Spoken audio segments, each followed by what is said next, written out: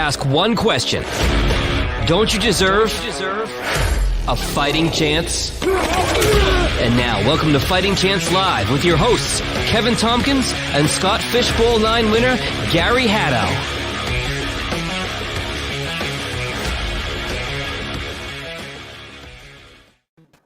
Good evening, ladies and gentlemen. This is Fighting Chance Live. As usual, it's Wednesday. It is a little bit after 8:30 on the Central Time Zone. So we are ready to rock. I'm Kevin Tompkins, of course, of FightingChanceFantasy.com. As always, my beautiful partner in crime, the wonderful Gary Haddow. Gary, my friend, how are you this evening? Oh, I'm doing fantastic. I'm just shocked that we finally were able to get Ryan Fitzpatrick on the show. I'm just so excited about it. This is a huge coup for Fighting Chance Live. I'm not even gonna lie. No, we had the man that is indeed nimble with numbers. My good friend Scott Simpson. Scott, my friend, how are you this evening? I'm doing well. Thank you so much, Kevin and Gary, for having me on. It's only fitting that you give me a fighting chance to kind of share what I've learned over the last couple of years as you beat me down recently. And man, you're a good guy, Kevin. I appreciate the victory lap celebration when you invited me on to, kind of just stick it to me. Hey, I gotta do what I can. These DFF streets here in North Dakota are very, very lonely. So the only time I can have a solo parade, I gotta take that shot. Oh man, most people probably don't know what we're even talking about. Gary, you wanna help set the people? No, you guys, you're there. What are we talking about? Talking about a redraft? You're talking about something else? So last week I had Kevin on the DFS Money Shot podcast, and it's a head-to-head DraftKings. Each week I bring a DFS expert on, and we go toe-to-toe. It can be fantasy football expert too. So Kevin knows his stuff. And he beat me down. I think it was like 147 to 141. Bo McBigtime predicted that it would be a 40 to 60 point slogging by Kevin over me. So I held my own. Great job with Derrick Henry, by the way. You gave it, your best for last. It was the flex play. It crushed me. I was just like, don't be Derrick Henry. Damn it, Derrick Henry. And it was. I even said it then. He crushed me. And congratulations to you, sir. Hopefully you come back for the Tournament of Champions at the end, where we get everybody else back in for a one big kind of tournament, 20-some plus experts vying for that cash. So definitely love to have you back. Absolutely would love to do it. I kind of finish in the middle of the pack there with all those great people. I will say my lineup, it was okay. Derrick Henry really carried me. I didn't have anybody else, I think, over 17 points. Laviska Shenault kind of tanked a little bit. Thought he was going to have a bigger day, but it is what it is. So, beginner's luck, because I'm not too well versed in these DFS streets, but I do what I can. So, Scott, you just referenced your podcast. Where else can people find you? Take a minute, pump yourself. Where all of our dozens of listeners can come find you. Awesome. Well, hopefully some of your listeners have heard of me before, and it's not the first time. But for folks who are new, you can find me at NimbleWNumbers on Twitter, and then also NimbleWNumbers.com. I do a fantasy football podcast. It's a redraft podcast every Monday called The Fantasy Millionaires, FantasyMillionaires.com. And then that doesn't give you enough characters. So it has to be FF Millionaires at Twitter there for that podcast. And, I do the DFS Money Shot on Saturday nights. I also do a podcast with Bo McBigtime called Fast Hard Finish, where really we had Kevin on last week. Anything goes. There's no agenda. There's no sheet. There's just guys or girls just talking whatever we want. A lot of time it devolves into fantasy football and football in general. But, it's a good time. And then on Sunday, I do the Millie Maker podcast, where I'm chasing the Millie. Last week, I got 204, which was great. If I would have gone Derrick Henry instead of Aaron Jones, which I had the money to do, I went Aaron Jones at the end for my flex. Should have learned from Big Kev. Didn't do it. Didn't learn from him. I would have won about $7,000. So, that podcast is close. That podcast is close too. If I do win the million and I have that on the podcast, it's going to be nuts. So hopefully one day it hits so my wife can have what she needs. My children can have she sheds and cars and all the things they've requested, and I can be left alone. You know what I mean? Hey man, that's fantastic. I didn't realize that you were potting with Bo, and that's awesome. He's in my Scott Fishbowl division. So I've gotten to know him, and let's fucking and Bo knows everything.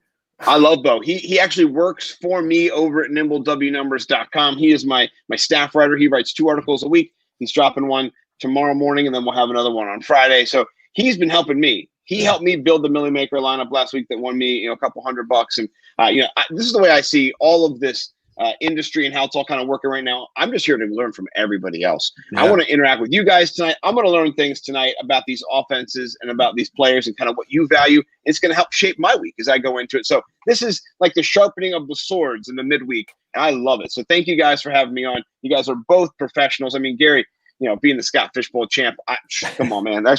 I'm honored. You're the first one I've actually got to talk to who knows my name. So, this is a good day for me. Hell yeah. That's awesome. I'm excited to have you here. I do want to make sure I put this in here. What's the Saturday pod for DFS, which I'm slowly getting into? Yeah, so the Saturday pod is the DFS money shot. And what I do is I invite different friends on in the fantasy community. So last week it was Kevin. Previous it was Anthony Servino, Michael Hoff. I had Chase Vernon from FF Intervention on. He was on there as well. And then Bo McBigtime as well. So every week we go head to head. I let the contestant pick how much they want. They could go 20, 50, 100. Yeah. Most people have chose the 20 or the 50. No hundreds yet, but we'll see. This week I have Michael Reedy from the Undroppables on.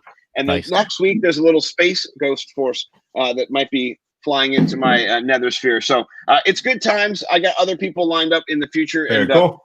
Yeah, it's a great experience for me to get to know other people and learn from them and sharpen, like I said, my DFS knowledge with them. Yeah, that's sharpen up those tools, man, because we're gonna get into the thick of it, and let's just jump right in. We got a NFC East, NFC least Thursday night matchup here.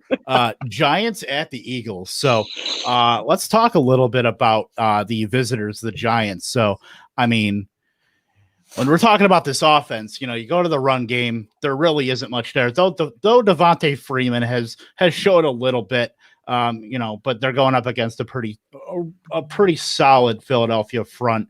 But as far as that goes, I'm not looking toward the wide receivers as much because Philadelphia does tend to clamp on the outside. So, what are your thoughts on Evan Ingram, Scott, as far as him being the top receiver? That's if I was going to pick anybody in this matchup, I would look toward either the running backs out of the backfield or the tight end. For Daniel Jones to get some stuff going, maybe take some deep shots, but I think it's really going to be the shorter passing game. What do you think?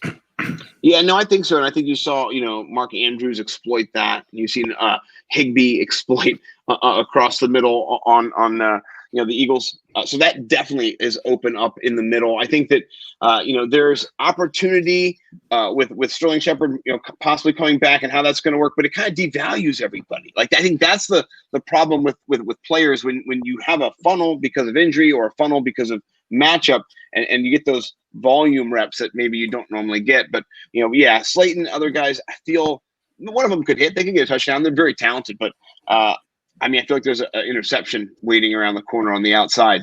That's just what I feel with Daniel Jones.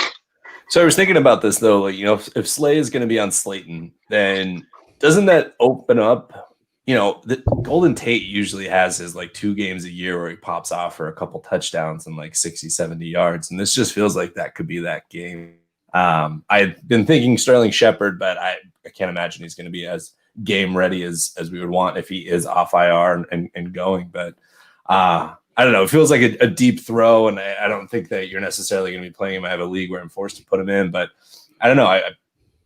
If Slayton's going to be covered, it's either going to have to be Ingram or it's going to have to be Tate, because who the hell else do they even have to catch passes?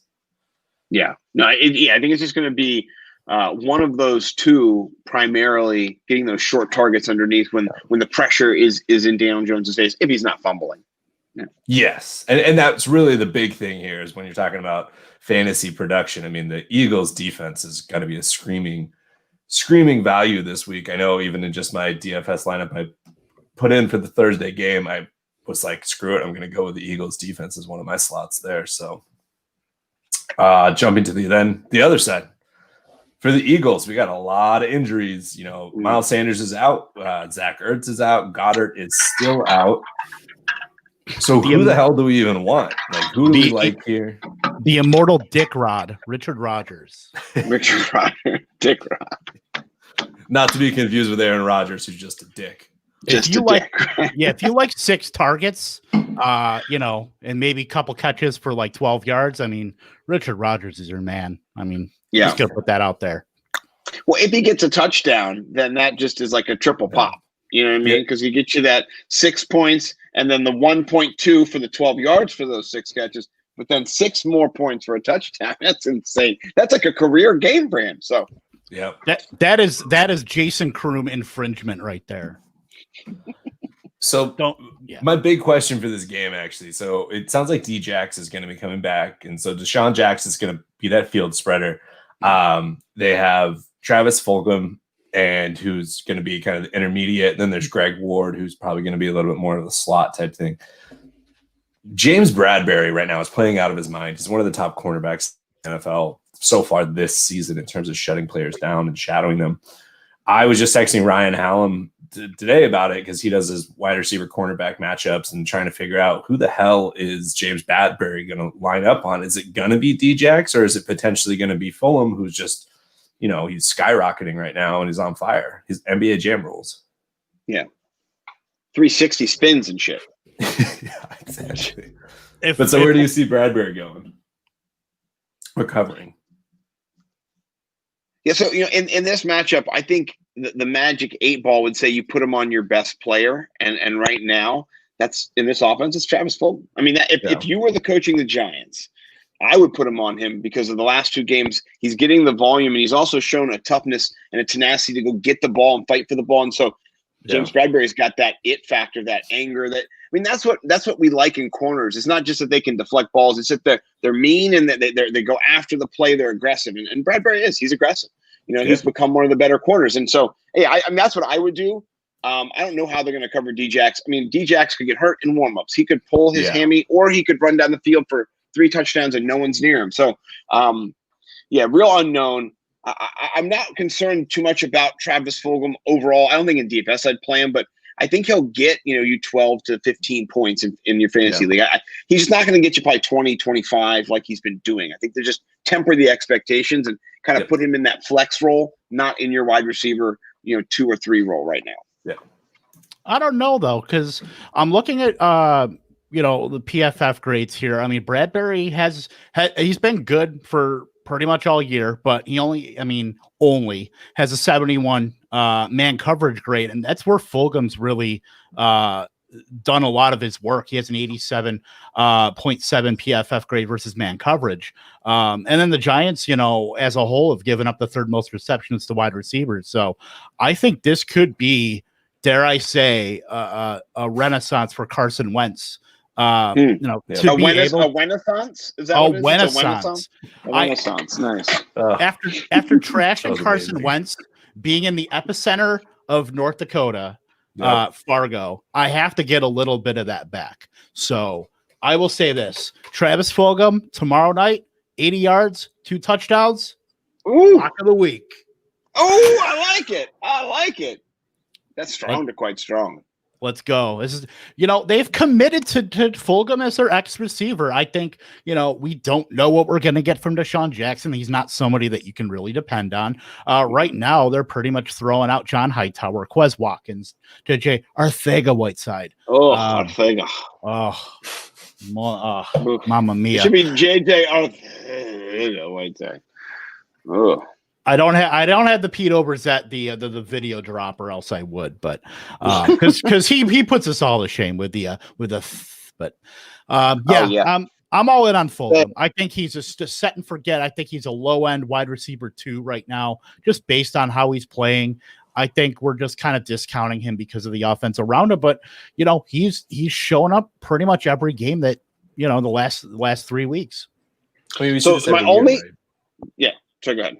I was going to say, we see it every year. We see someone come off the practice squad or someone that goes undrafted, and then all of a sudden they blow up. So it's not that shocking that it's happening here. But Scott, what were you saying? Yeah, no, the only thing I was going to say is I just don't see the Giants kind of keeping up with Philadelphia. And I think that's the one issue I had in that Ravens game. The game script meant they had to pass the ball. They needed to pepper them with targets. So if the Giants were better, I would be more, not that, I love it as a bold take. I can't get excited because I'm worried this game kind of slogs down in a Thursday night, not a shoot, but a shit, And Carson Wentz has shown the propensity when he is trailing or when he's fighting back, he's got a lot of that strength and that character that you want in a leader, the ad hoc plays.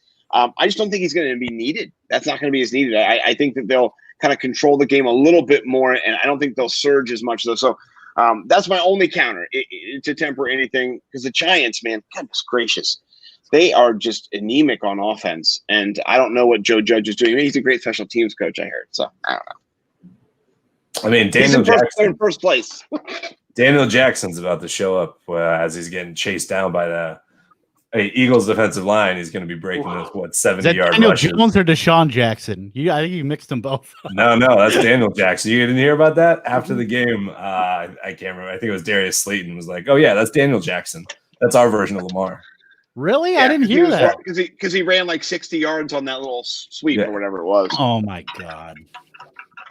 Okay. All right. I know. We'll move on to from one of the worst games, worst two teams, to undefeated. Like, we're going Pittsburgh at Tennessee. God, if you like football, you've got to be excited for this game just to see what's going to happen. I shouldn't say they're both 5-0. No, actually they are, right? Because this is both of them. Mm-hmm. This is their rematch, so they are 5-0, and this is. For fantasy purposes, I mean, on Pittsburgh, so Deontay Johnson's going to play. You obviously know you're probably starting Juju, even though he's been a little bit of a letdown. We're starting the new NFL All-Star, which is Chase Claypool. You're going to be starting James Conner and Big Ben. With Deontay, I'm of the mindset if he plays, you start him. The problem is it's been 2 out of 3 weeks he's started and then he's been injured. Are you still trusting him? Are you trusting Juju? Or what are you doing with those two? So I'm thinking that for me, Juju is getting downgraded. I can't trust Juju right now, personally. Yeah. James Washington outscored him last week. Chase Claypool outscored him as well. He was the wide receiver 3 in that game. With Deontay, I call it one of my team names is Deontay My Johnson in the league I'm in, and I love Deontay Johnson. I think he was one of my breakout candidates this year. Chase Claypool kind of stole his thunder when he got hurt, but I'm a little concerned about his injuries so far. He's gotten a head injury, a back injury. He is getting crushed, and so I'm a little hesitant right now. I actually do have him on one of my teams, and so if I didn't have a stable of wide receivers, I would be forced to start him this week. But I do think this is the game that pops. It pops. This game is gonna pop. Both the implied totals are up for this game. This is one of the bigger games on the slate. And I think for DFS, for fantasy football, you play a bunch of guys in this game. And this could be one of those 28-35 games in the fourth quarter where you're just like, 2 more touchdowns. Come on. That's what I'm hoping at least. It's a perfect fall football game. I mean, I'm getting tingles talking about it right now. So, it could pop.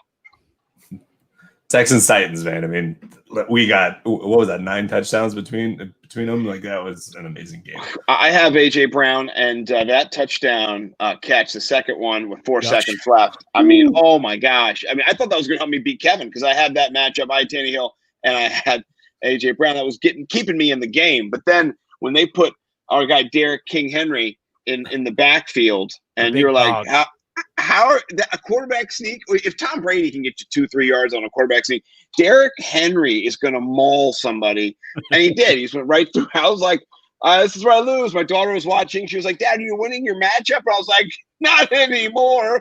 She's like, "No one scored yet," and I was like, "Derrick Henry's lined up as the quarterback. It's over for me, honey."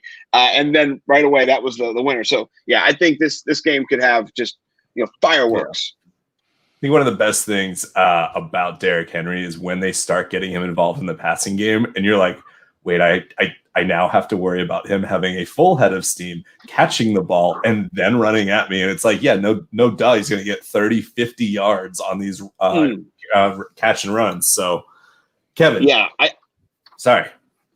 I was gonna say I saw the Richard Sherman broke down on PFF today with Collinsworth what was done wrong, kind of, and what he would do to tackle him. He said you just have to go straight at his thighs and just go through him. He might run you over. He said he might, but you can't run parallel to him. No. Turn your shoulders and give him a wave. Because they asked him, has he ever done that to you? He said, no, never let him do that to me. Like you can't. You got to go like a missile and just attack. So I think that's the only way you do it. So on the Titans side of the ball, Kevin, I'm going to ask this. Henry, you're not ever going to be benching. Tannehill, he's on fire, so you kind of have to play him. And A.J. Brown, he looks amazing. So Jonnu left the game because I think he busted his ankle, but it sounds like he's going to be playing. And then we get Corey Davis coming off the COVID list. And then we had Adam Humphries who showed up.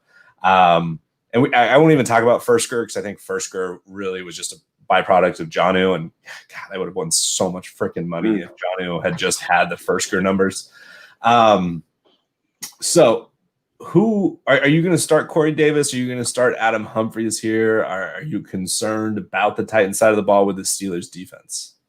I've already dropped Corey Davis. I'm not considering Adam Humphries. I think AJ Brown is going to just him and Jonnu. I mean, Jonnu's been banged up, but I think those two are going to basically monopolize that offense, and Davis and Humphries. Though Davis looked pretty good the first couple weeks that AJ Brown was out.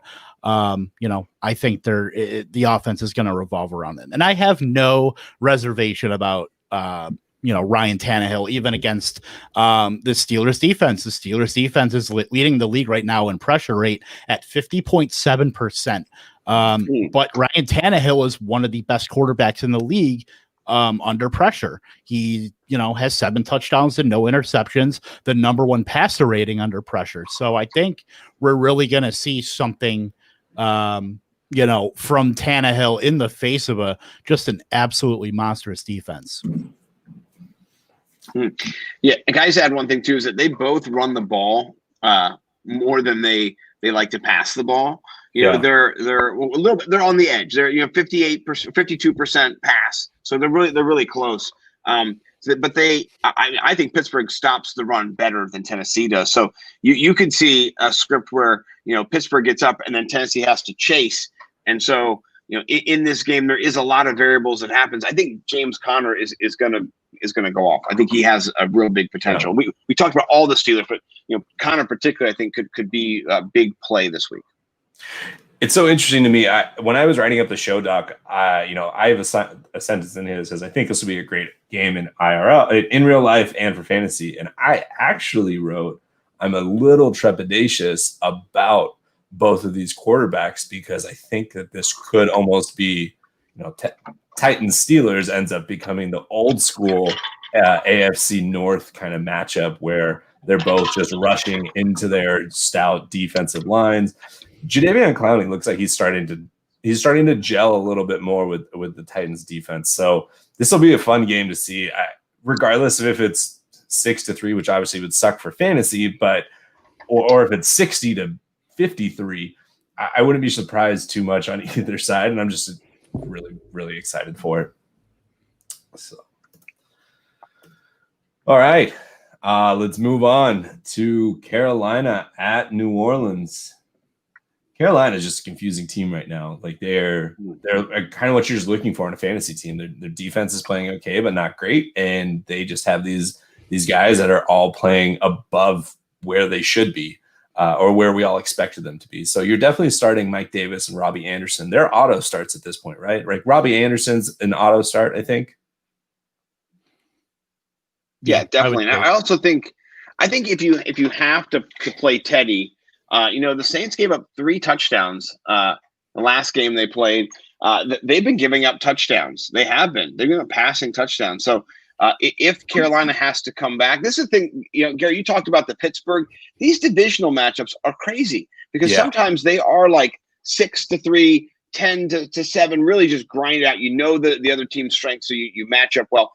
Or other times they're just ridiculous shootouts, and so it's hard to tell where these games are going to go at times and where the adjustments are going to be made. But I think this game could definitely get up there. It has a big total, over 51. So it's not a little game. Even though Carolina's kind of down a little bit, I could see them trying to come back and Robbie definitely having a big day. And I think DJ Moore's in play here too. Yeah. I would say if you have a depth at wide receiver, maybe you can kind of bench him, but he's probably somebody who you're going to be starting. I bet you 75% of leagues probably have him at least this week going. So. Yeah, he's a back end wide receiver too, whereas Robbie is a higher end of wide receiver too. And that's how I would have them. This is a more of a general question for both of you. I look at teams coming off a bye when it's a coach that I genuinely have a lot of trust in, and we'll go with Sean Payton in this instance. The Saints have always started slow the last few years with their defense, and they seem to click at some point. And they're coming off a bye. Like, I'm wondering if this is just going to be a Saints smash. This Saints defense playing well, all their guys getting as healthy as possible and they're going against Teddy, who at least they have tape on because he was throwing for them last year. So I think the Saints are going to handedly win this game. I don't know if that's up for debate, but yeah, I can see it being a bad. And our big guy is Michael Thomas is coming back. But so let me get to the bye question real quick. Do you guys put any stock into teams coming off of their bye? Kevin, what do you think? I'll let you go first. As far as a bye, I mean, it's going to give, especially veteran teams like the Saints, is, the one thing that you can't, take for granted is getting rest and getting just a soft reset. And so now you see the Saints getting, their guys back. They're getting Michael Thomas back, potentially Jared Cook back. So now they're getting two of their top pass catchers to pair with Alvin Kamara, who's just been awesome this year. Manuel Sanders, he's been solid. But I'm looking at both quarterbacks in this matchup. Both guys, Bridgewater and Breeze, are very conservative in nature.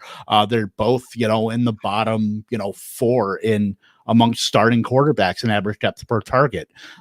So, Michael Thomas isn't exactly going to help with that. And that was pretty surprising considering the week 1 that Teddy Bridgewater had, just chucking deep balls to Robbie Anderson. And now, since they've kind of scaled back a little bit and are doing more, short passing, even though they are still getting that ball deep to Robbie Anderson, Bridgewater has kind of just been what we've seen out of Teddy Bridgewater, is a very take care of the ball, safe quarterback. So I don't know if there's going to be a lot of scoring. I would take the under on that 51. I think the Saints are going to win handily still.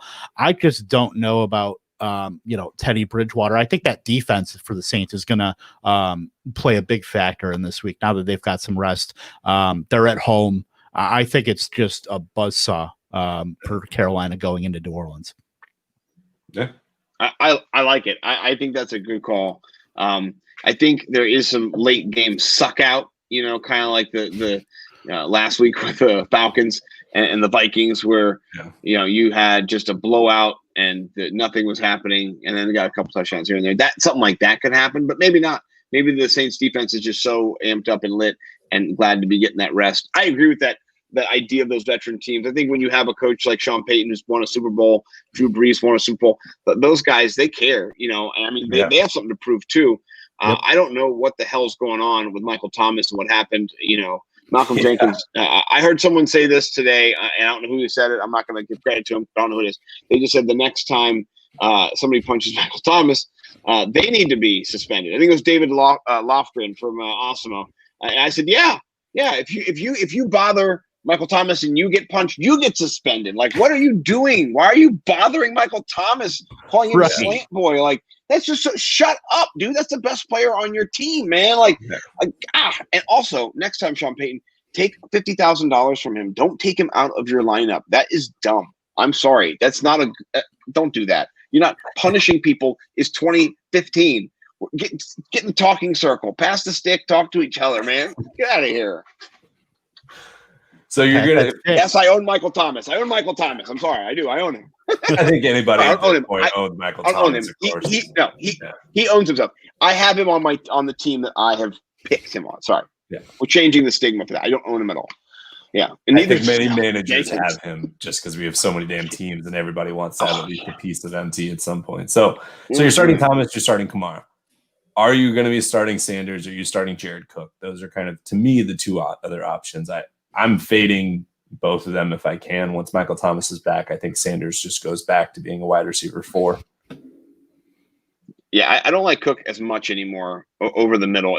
He's just going to lose some of that target volume that he had. It wasn't like he was having great target volume success when Michael Thomas wasn't there. So you don't think he's going to increase now that Thomas is available. So. Right. He's not I mean, he'll open stuff up a little bit, but I don't think Emmanuel Sanders right now is very viable. I mean, even with bye weeks, he's still a tough sell for me. Yeah.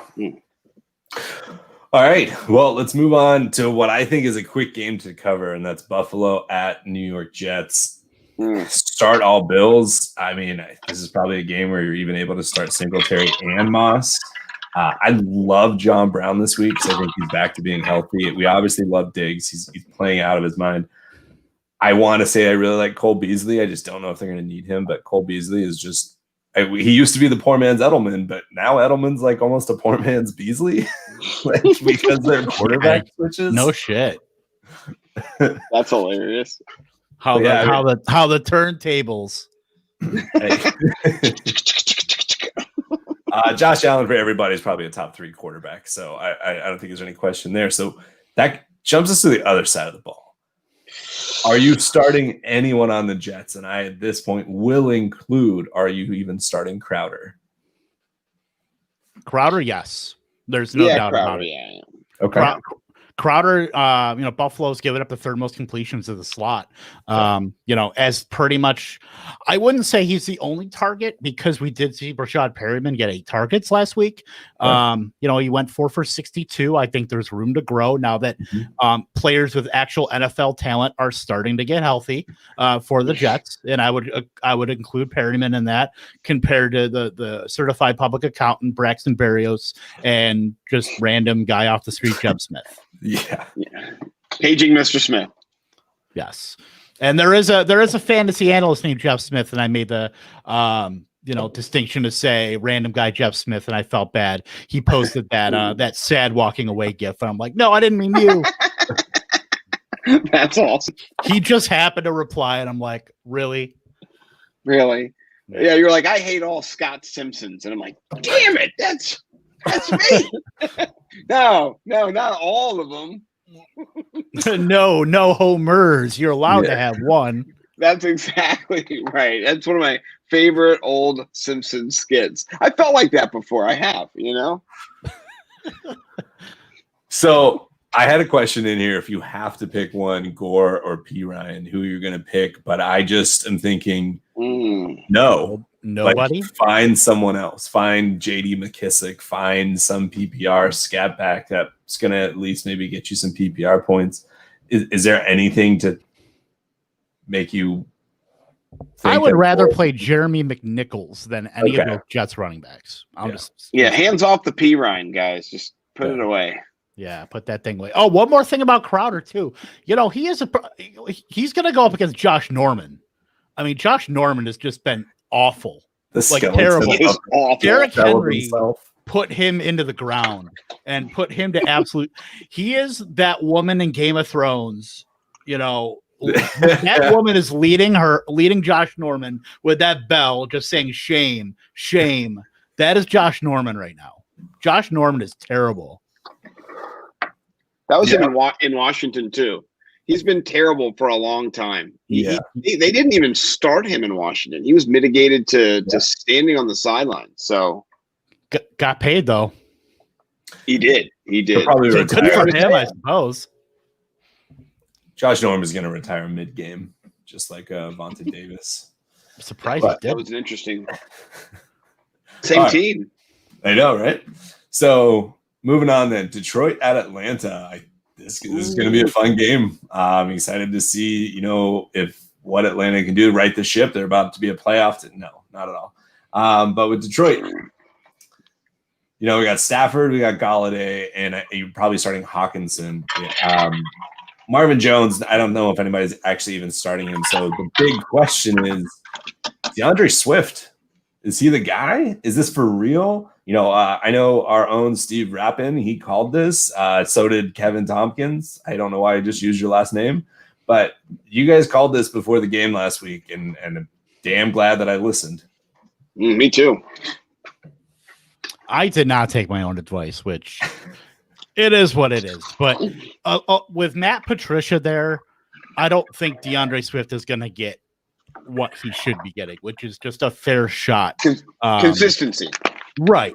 Consistent carries, consistent touches. Adrian Peterson will continue to be that just albatross picking off, random carries here and there. It's random touchdowns. Yeah. It's terrible. And, like I said, until he's gone, which could be in midseason, we don't know. Yeah. So somehow he could get fired before Adam Gase does.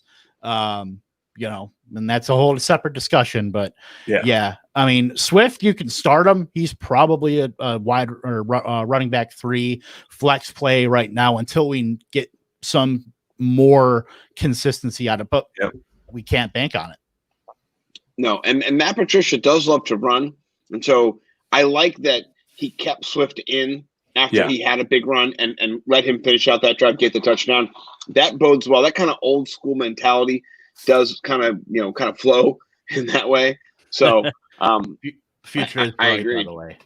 I agree. I really like that they got him even the second touchdown when they were up so much, and you would have thought that was going to be AP's game just to run it out and everything. So it was definitely encouraging for what we could see in the back half, and we're not even at the halfway mark that's coming up. So Swift could be a back half guy. Moving to the other side, Falcons. Atlanta, I mean, they looked fantastic, man. They really did look just awesome, and I like the fact that they didn't take their foot off the gas, and they actually just kept taking shots. And Ryan, Julio, Ridley, Gurley, those are starts. Not Gurley. Not Gurley? Not Gurley. I'm off on Gurley. Look, that run defense really improved after the bye week. They held James Robinson to 29 rushing yards. So chalk that, you can chalk that up to maybe James Robinson's a rookie and maybe he's facing his first adversity, after playing so well the first, few weeks of the season. But, Gurley has been very touchdown dependent.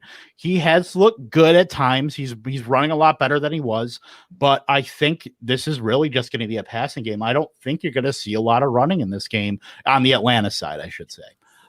So as far as Gurley, I'm really not in on him this week. I think, he has ramped up his receiving. So if he's going to get any points, I think it's really going to be out of the receiving game. He has been used a lot more in that aspect. That's exactly where I see it as, because you talk about Robinson, but Robinson caught that touchdown. Yeah. And I mean, it looked like a pretty damn easy touchdown. So that's where I think Gurley is going to make his money this week. Sorry, Scott. Oh, no. I was just agreeing with both of you guys. I agree. I think it's whether or not he gets those goal line carries, or if Julio takes it to the house, or if Ridley takes it to the house. I mean, that's what's going to happen. Maybe Hurst gets something, but the offense is, if it's humming. Somebody dropped Matt Ryan in my league of record, my big league. Couldn't believe it. Wow. Okay. I've got Russell Wilson. I'll get Matt Ryan for $9 of my fab. Okay. That's fine. That's sick. Dude, I'm ready to go. I'm 5-1 in that league too. I'm my first championship I want in this league. So we'll see. Wow. I love this game. This is going to be a great game. I think for it's going to be a great game for DFS. Absolutely. Yeah. 100%. Yeah. And Vegas thinks that too. Yep. It's not. I always start at Vegas. If they think a game's going to pop, I listen to them. They're the moneymaker. So my waiver's about to run, and I need to know: would you guys rather have Matt Ryan or Justin Herbert? I have Lamar on bye, just for this 1 week. So against Detroit or against Jacksonville, it's tough. Jacksonville's such a terrible defense. Ryan or Herbert? Yeah. I'd rather have Ryan. Keenan Allen's not 100%. Yeah, I think I agree with that as well. And if you're Austin Eckler, I say you go Herbert because you get that passing out of the backfield, but the backs aren't going to be featured as much in that same type of situation. So, yeah. In a vacuum, everybody healthy, Herbert was probably more attractive.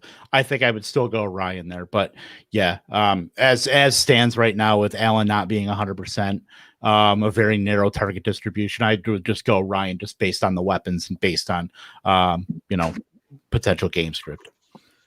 Yeah, and we just learned Zacchaeus' name. We can't learn Guyton's name from the Chargers. I mean, come on, guys. Only so many names we can learn in wide receivers each year. Come on. Hurst, are you trusting Hurst? He's somebody that he just feels to me like he's just a dart throw tight end at this point. I mean, I think you have to kind of trust him if you drafted him, because I don't know if you were able to pick up a second tight end. I always roll with two. I had a situation where Goddard got hurt. I had to pick up another one. So I actually had three. I have one on my IR. So, but if you're with Hurst, it's going to come down to, is he getting those red zone or green zone targets that he can get into the end zone with? That's going to kind of make or break it. And really, you've seen Julio and Ridley targeted more in those areas, and you see them getting touchdowns. And you also see Gurley being used on the ground. So Hurst is kind of devalued, in my opinion, just how the scheme of the offense has been. It has not gone through him as much as it went through Hooper last year. So, yeah. Yep, agreed. All right. Well, let's move on to Cleveland at Cincinnati. It's going to be an interesting game. As we talked about, division games are always kind of weird, especially with the NFC North, but it's a whole different division now, and a whole different era. Baker looked off. Part of that's the Steelers. Part of that's Baker has a rib injury. It sounds like he came out of the game not being any worse. But, man, I mean, they started off really hot. It is the Steelers. I don't really know. But now you're almost going to the opposite defense with the Bengals.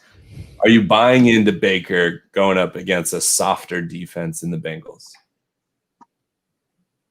Absolutely, 100% no. I picked up the Bengals defense this week because the Colts are on bye. So, no.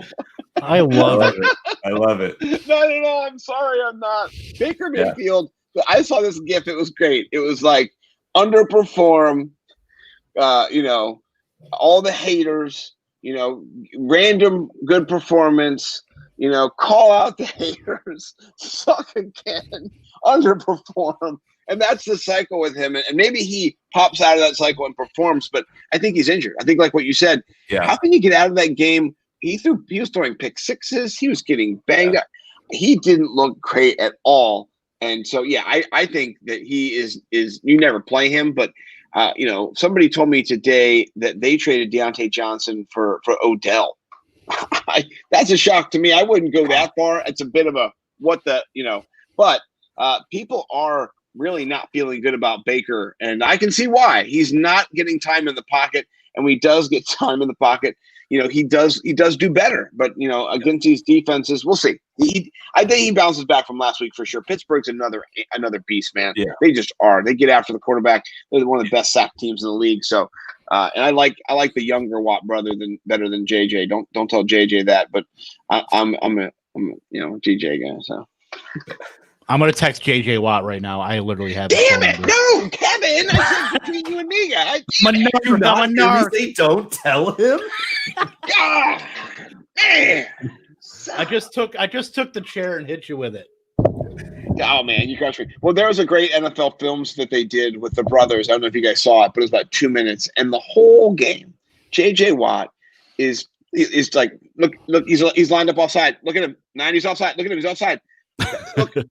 He kept trying to get his brother in trouble, and then every time they went to TJ, he was just like, "Oh man, he did a great play on that one. Oh, he was being held on that." The younger brother was so nice, and the older brother was such a jerk. And so, the end of that game, Houston lost. By the way, they did a brother photo, and the two brothers play for the Pittsburgh Steelers. They won, and they're the lesser known brothers, even though I think TJ's better, honestly. Now they're standing there, and JJ is just so angry as the older brother. He's just like, "All right, get this over with, man." And then TJ's like, "This is one of my favorite times." And you just see the real brotherness of them. And so check it out, go watch it. It's remarkable. I love the work they do, by the way. So. Yep, the Subway pitchman. I love it. That's one of my favorite commercials. But you come here every day. What's in the Italian BMT? Oh, good times. Yep. So one thing here, let's talk about Kareem Hunt. So, Kareem Hunt did have a pretty I'll just say it, he had a piss poor game. I mean, game script. I mean, it is what it is against the Steelers. But the Bengals have allowed the second most yards per carry, the third most rushing yards allowed completely. So I like a bounce back game here from Kareem Hunt. But we go back to Baker Mayfield. What can you really get out of him? I think if you drafted him, I think you pretty much cut bait at this point. He might not even be the starting quarterback in a couple weeks. I mean, it could potentially. We saw Case Keenum. It could be him in a couple weeks. Honestly, I mean, here's the best thing you should do. You should either hand off the ball a bunch to your running backs and do little tiny passes to your tight ends and little screens and little things, so you don't have to have the ball in your hands that long. You're not getting hit that often. Or put Case Keenum in, because if Baker Mayfield's injured and he's unable to perform, it's not a bad thing. It's just he can't perform. Come out, let him get healed up for a couple weeks, then put him back out there so he can start that cycle of sucking again. Or just let Landry throw touchdowns to Odell. Thank you. The lefty. Then you're fine. The spiral's different. People can't defend it. I do want to make sure, like, if bye weeks, whatnot, Austin Hooper is 100% a fine tight end play. I have no issues with him. I think he is just in that 6 to 10 range, 6 to 8 range. We all shit on him over in the offseason.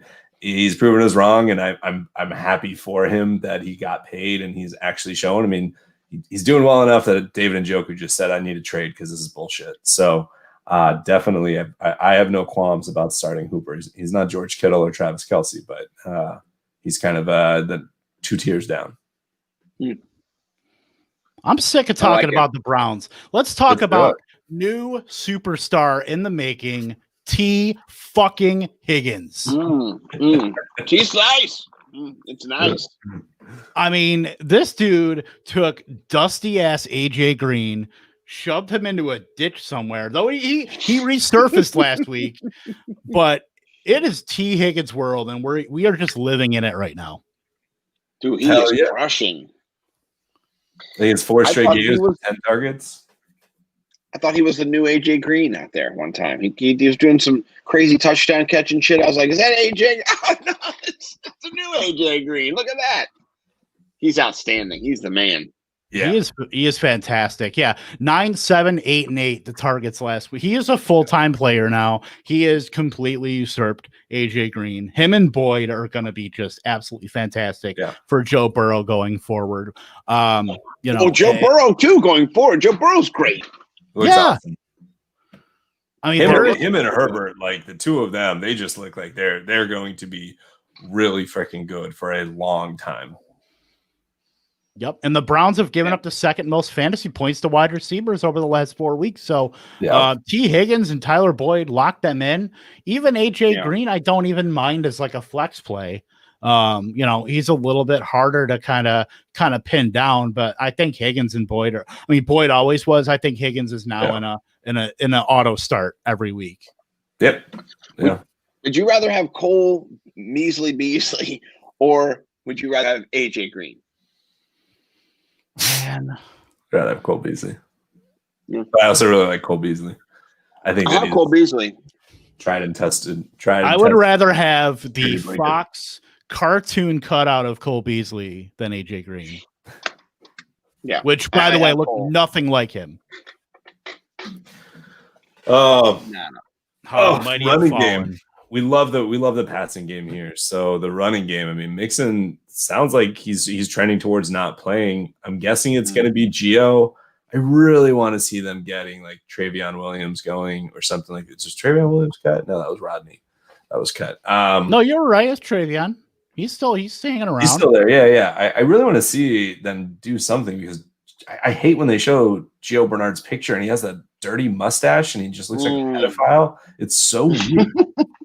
It's a gross picture. It's creepy. It looks like he's a player that was in the 70s and they just messed up the photo or something. So, I want to see what they could do with Travion maybe. But honestly, if Mixon isn't going to play, put in Gio, even if it's in your flex. he always does pretty damn well. So yeah, he'll catch some passes from Burrow and he'll fit in. He's doesn't have quite the athletic talent that Mixon does, but he's a start. So I just thought of something. You know what AJ Green reminds me of? You know that Geico commercial where they go up in the attic and there's all those dusty mannequins? That is AJ Green. The one where they show the dude's face like half off. Creepy. There's a spider next to it. Probably that much a thick layer of dust. That is AJ Green right now. I just thought of that.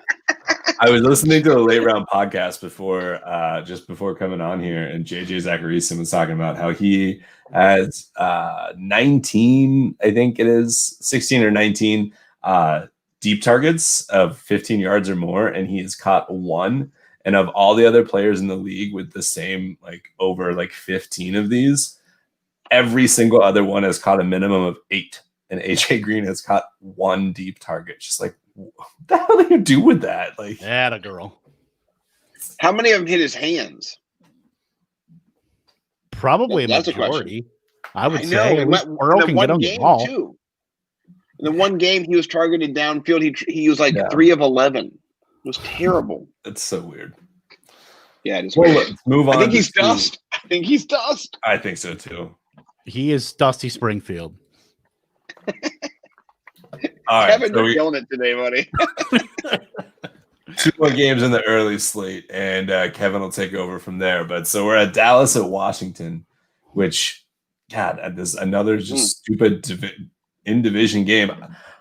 I think that Andy Dalton needed to just shake off some rust. I think he'll do better in this matchup. I don't think he's as bad as he looked.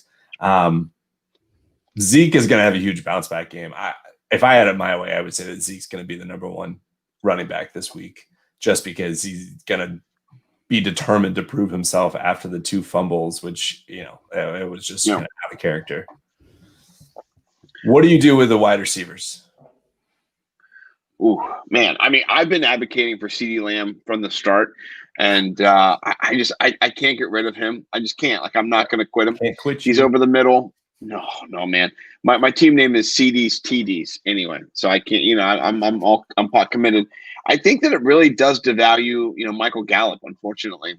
Yeah, who's already kind of depressed value anyway, but he's not the red rifle doesn't really pop like it used to, and so those fringe out targets, those deep cuts, he's not going to be able to hit those. He's not going to be able to. They're not going to want to do those. They're going to have to do other throws over the middle. So I just think it devalues him. And Schultz too. I just think he'll get some targets, but I mean it's not terrible. But I don't know. I think Amari Cooper. You want to get the ball to Amari Cooper, and you want to get the ball to CeeDee Lamb. Those are the 2 main focal points of the offense when it comes to the passing game. And Zeke, man, I don't even know what to do with him. I've got him on a couple teams. He does maybe I don't know. I mean, he is a character. He has always done different things and been certain ways. I haven't heard a lot of that from him, which is fine. I like that. Maybe he needs to get himself fired up, man. Maybe he needs to make a hype video or something. Maybe he needs to go to Cabo. I don't know. He needs to get something going on, because he had another game earlier in the year where he fumbled twice as well. So this is a 2 double fumble game in the first 4 or 5 games of the season. That's not acceptable. That is lack of concentration. That's lack of professionalism, bro. Like, you're not bringing your A game. So, I mean, I could definitely see him getting he's on a shorter leash. You saw Pollard come in right away after that second fumble. So he looked good. He did. Yeah. And Zeke has something to prove. So I think the Washington football team is not the greatest. The run defense isn't terrible, though. So we'll see. We'll see how this goes. This could be a game where the passing game features a little bit more than the rushing game, even though the Cowboys probably want to rush the ball more. That would be my thought in this. Yeah, and it's something me and Gary actually talked about last week when we were kind of prognosticating how this Cowboys offense would operate. I mean, we saw Dak being able to prop up 3 to 4 guys. Now it's really Cooper and Lamb, and then you can't really depend. I mean, you couldn't depend on Gallup anyway. You could at least put a little bit of trust in Schultz, but I mean, we pretty much saw it there work out that way. So I do think Zeke Elliott, I think he's going to have a bounce back game here. I mean, Washington, they have okay run defense. They're not great at any one thing, but they have allowed teams to run on them. I mean, as far as just actual attempts, they're top 10 in yards and touchdowns allowed as well for that run defense. So this could be the game where Zeke Elliott gets back, into everybody's good graces. Yeah. And on the other side of the ball, I mean, I don't even know what to make of Kyle Allen. All I know is that Terry McLaurin looks amazing. He looks matchup proof, and he should blow up this game, right? He should be 60% of Washington's offense with 40% going just to Gibson. And that's it. Just let the two of them handle everything. So I don't know what the hell. There's no one else there, right? Well, what about kind of dusty Logan Thomas? A little mini dusty. Logan Balazs. I finally sat Logan Thomas in Scott Faithful. I kept saying, "I'll let it happen, let it happen." So did I. And 3 for 42 and a touchdown. But without that touchdown, it's still what 7 points. 2 for 20 something, 2 for 30. So I think this just depends on if you trust in Kyle Allen to go back to him. And I don't remember Kyle Allen particularly going after the tight end when he was with the Panthers last year. Olsen got injured, and then it was Ian Thomas. I think Ian Thomas had like 1 or 2 games, but I don't know. To me, it's McLaurin, it's Gibson, and then just don't touch the rest. And you can be wrong on Thomas, and he can go off on your bench for 9 points. 7.3. Right. I will say, if you can be a little bit cheeky, I don't terribly mind Kyle Allen as a streaming quarterback this week. Yeah, I will put that out there. Since he took over quarterback, the old football teamers, they've used a lot more play action, which suits Terry McLaurin. Terry McLaurin's going to have a great matchup against that Dallas secondary, who can't stop really anybody. They didn't stop Christian Kirk. So if you want deep shots, I mean, Terry McLaurin should probably have about $125, $150, and a good shot at a touchdown here. I think he's the top. Where do I have him? I think I have him at wide receiver 13, and I think that's I have him at 13. He's too low. So I'm gonna bump him up a little bit. But yeah, I think this is a Terry McLaurin week. And yeah, he is absolutely 100% matchup proof. Yep. Playing against anybody. I don't care who's across from him. I like the self-pep talk that you just went on, because there was just, you started your diatribe. In it, you adjusted your ranks. I like it. You identified your ranks, adjusted. That wasn't the only thing I adjusted. Oh man, you know what? Your McLaurin talk got me hot under the collar. I'm not going to lie to you. I'm a DFS guy. He might just have to be in my cash game, because I think he's not that expensive this week either. So why isn't he? I mean, I'm not complaining, but the dude's been like 5,900 all year.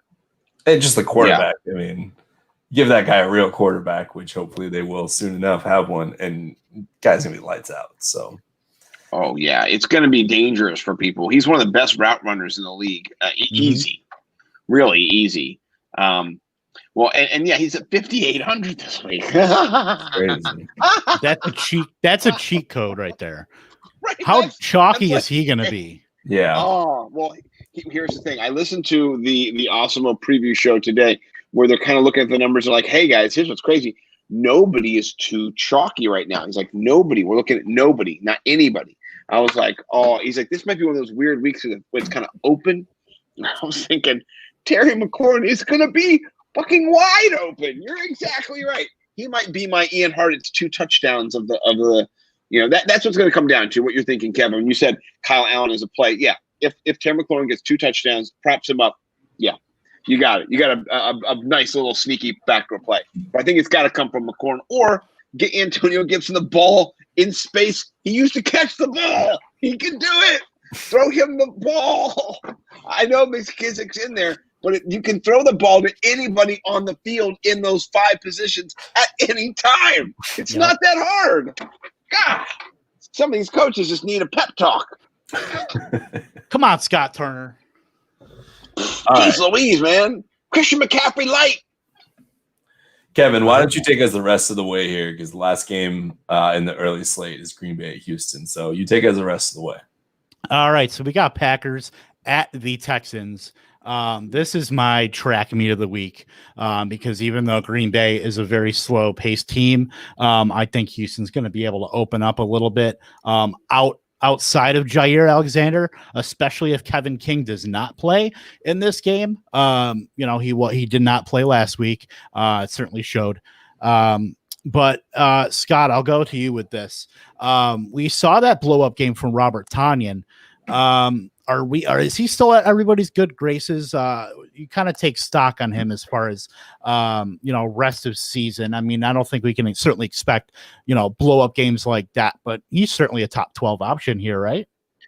Yeah, I think he is. I think it's just because they don't have a lot of pass catchers who Aaron Rodgers throws the ball to in that offense. It's MVS. It was going to be Lazard, no longer, and that's it. They have other guys on the field who are running around, but they're not of any consequence, really. And so I think it kind of does just give him a big wide receiver that he can throw to. And I mean, that game, I'm going to tell you this. He did the double pump, Kringleberry from, Key and Peele, which was one of the funniest things. And people were like, what's he doing? I don't even understand he didn't finish the thing. What's the other guy doing? That didn't make any sense. And everybody else on Twitter was like, like we were loving it. But I think he got deflated. He got too up. He got Kringled, and then he got his berries cut out from under him. Pick six, almost another pick six, and he never recovered. He just didn't recover. And then you could tell that the energy, the momentum was gone, and they ran over them after that. And so I think that's a one-time experience. He does bounce back. I think they bounce back this week in a big way against a Houston team who you saw last week what Tennessee did to them. And they're a great offense too, but so is Aaron Rodgers. And I think Aaron Rodgers is going to target him. I think he's going to target, Devontae Adams. He's going to be healthy now, hopefully. And Aaron Jones has an opportunity to go big as well. The running backs, if you don't know this, Texans give up huge yards to running backs. Ask James Conner. And then ask our boy Derrick Henry, who went for over 200 against them and 2 touchdowns last week. So I think this is a game that is going to just really go nuts. Yep. Yeah, absolutely. And I will also say this too. On the other side for Houston, the Packers have been terrible against running backs the last 4 weeks. They've given up the most fantasy points. So fire up your David Johnsons. He's quality out of the receiving game as well. You could get a sneaky, mid-range RB2 game out of him. I think he's definitely in play against Green Bay. And, it's perceived as a tough matchup because of that Green Bay defense and how they've been the first few weeks. But Green Bay is really just giving it up to the running backs. Now, I will say Will Fuller might not be, I think he's in play, but temper your expectations. He is going up against Jair Alexander, who will shadow him. But Brandon Cooks is going to be tight end, it's going to be wide receiver infinity against this defense, especially if Kevin King doesn't go. Yeah, I love that pick. That's a great play. And if Akins is out again and Darren Fells, I mean, if there's ever just one starting tight end for the Texans, put him in your lineup. I mean, Watson loves going there, and the coaches love to go there, especially in the red zone. Yeah, he's open down the seam all the time. He's so big. He gets past that level of linebackers, and he can reach his hand up there before the safeties can, wallop him. That's a good for 15, 20 yards and an end zone, visit last week. So I love it. I love the use of cheeky so far, and now wallop. We're having one hell of a pod. You're bringing in. Listen. Nimble with language. Couldn't fit on Twitter either, so I had to go with numbers. I'm going to make a Twitter account Nimble with vernacular. Ooh, that's I love that. We're gonna have a spelling bee at the end of the season too, so we'll make sure to get you in on that too. I suck at spelling, but if you want to talk about vocabulary, I can go vocab for vocabulary. Your word is Johnny Munt. Gary, that's Johnny Munn is a. It didn't even have to do with on the anything, podcast. but you still figured out a way to insert it. It was like, hey, you want to hear a story? Johnny Munt walked into a store. Just kidding. I wanted to put his name out here on the podcast. Anywhere where I can get a Johnny Munn Rams rushing game reference in there, I will find any opportunity to do so. MUND, by the way, MUNDT, I believe it is. I need to go get a bell, but that is correct. Language of origin. All right. So let's get into the late slate. And this is there's so many shootout potential games this week. This is definitely one of them. Seattle at Arizona. Seattle is back from their bye week. But I will say, let's talk about the Cardinals first, because Scott, is Christian Kirk back? Is he startable again? Yeah, I want to say, yeah, possibly. I think, yeah, he is going to be in that flex conversation for sure. I have him on a few teams. I did start him last week, and I'm glad that I did. But I think you really have to look at that matchup that he's going to be, going up against. And this week it's going to be really good. I don't want to say that every single week, though, he's just back in. Yeah. But against Seattle, he is back in, because I think everybody's back in. You're going to be running and gunning. And Kyler Murray, I think, is just, man, what an amazing second year he's having. He's just been a revelation in fantasy and DFS. He's the real deal. So I think whenever you have him, it adds value to your players. I think right now Christian Kirk is getting some of that added value. I don't think he's going to be what he did last week. He can flash, but there's some terrible defenses.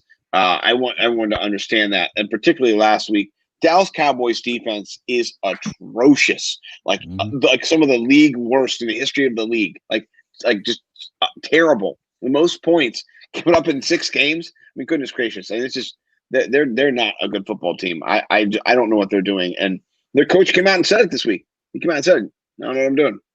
Players are unhappy. So that's crazy. I'm happy to see it. That's awesome. So yeah, I think really, you're gonna start your studs. But let's go to the run game here. Gary, this is the Sophie's choice every week of Kenyon Drake versus Chase Edmonds.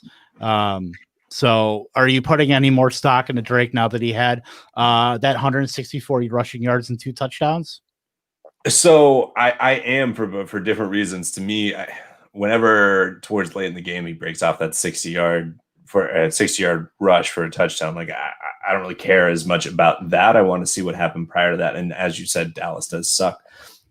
I believe, and Scott, you don't know this, but I say this to Kevin almost every week. I believe in narratives and I believe in people's mindsets and whatnot. And Drake posted on Twitter today saying that his mom reached out to him before the game and said, "Are you actually going to hit the hole this week?" And he was like, "Wow, I just realized that even my mom knows what I'm going to be doing because I'm just going too horizontal."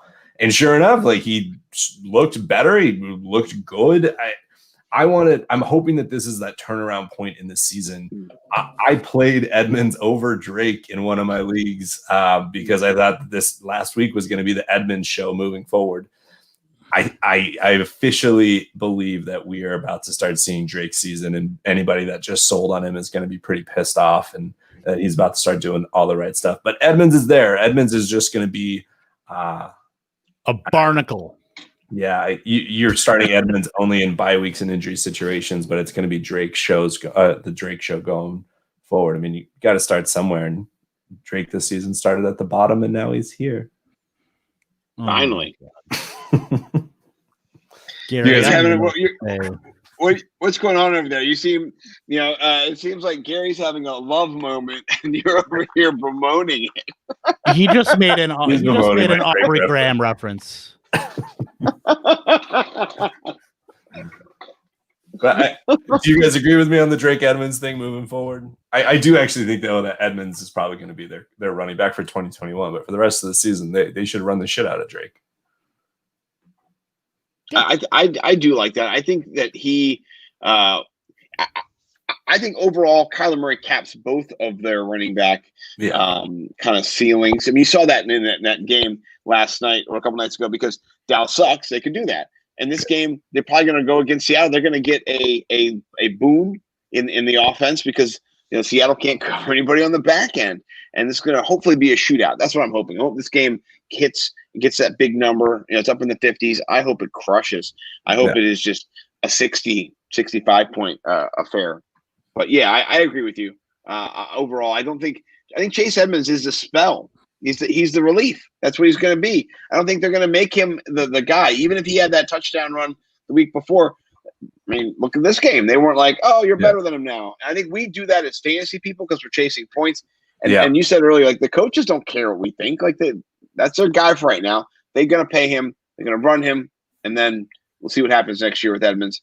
I kind of agree. That's a good take. The prevailing theme of this podcast this week, Dallas sucks. I'm sorry. Yeah. How many good offenses just seem to be going against these terrible teams, but they have just weird things happening. Like the whole Dallas thing is just so frustrating because like, what would that game have been like if Dak had been in that game? Oh my God, that game would have been a 50, 60 point on both sides kind of game. It would have been like that Chiefs Rams game. Yeah, exactly. Yeah. Even though Kyler was playing terrible, but talk about a get right game. And I was saying that about Zeke. I think Kyler Hopkins is just going to be like 20 targets this coming week, and they are going to be money every single time because something was just completely off last week. Right. Yeah, and then on the other big. Yeah. And then on the other side, I don't really think there's too much to talk about. You're starting your studs. You're starting your Russell Wilsons, your DK Metcalfs, Tyler Lockett's, Chris Carson's. I don't really think there's too much to talk about there. It should be a fun game, all things considered here. Let's go to Kansas City at Denver. So Sammy Watkins likely out again. There's a lot of differing variables here. Now we have Le'Veon Bell in the mix here to maybe take a little bit off of CEH's plate. Demarcus Robinson could be in for some viability. Let's kind of sort through this, Scott. We'll start with the running game first. What kind of workload do you kind of foresee for Le'Veon Bell here this week? So, I could see him getting between, maybe 10 carries, maybe 2 or 3 targets out of the backfield, maybe getting a 35 to 40% snap share. I don't know how familiar he is with the offense. I think a lot of times we think, oh, great guy, he's going to come in, he's going to run the show. You got to learn. You got to learn the snap count. You got to learn, it's a system that you got to understand that you got to plug into. So I could see Le'Veon Bell being a low flex option or maybe a touchdown vulture. He's not somebody that right away that I'm going to be like, yeah, he's going to be the feature in this offense. I think CEH and him will split carries eventually. But right now I'm not uber enthused. I don't think his projection this week is going to be through the roof. I think we can just kind of wait for him to get acclimated and get plugged in. And eventually I think he will be viable. He'll be an RB2 upside some weeks, and then he'll be that flex starter every week. Here's the thing.